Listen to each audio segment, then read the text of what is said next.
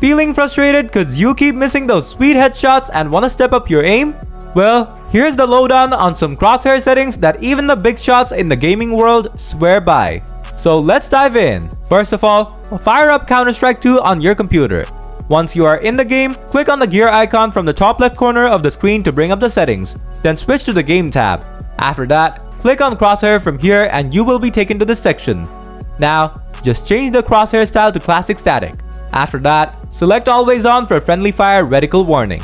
Next, turn off follow, recoil, and center dot. Now, set the length to 1.2. After that, change the thickness to 0.8. Then, decrease the gap to -1.6. Next, set the outline to 1.0. Now, drag the red slider all the way to the left or just set it to 0. After that, set the green slider to 255. Then set the blue one to 0. And you are done. These crosshair settings will definitely improve your aiming skills.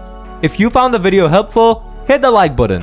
Want more CS2 tips and tricks? Subscribe to the channel as we have got more of them coming. Thanks for watching and I'll catch you in the next one.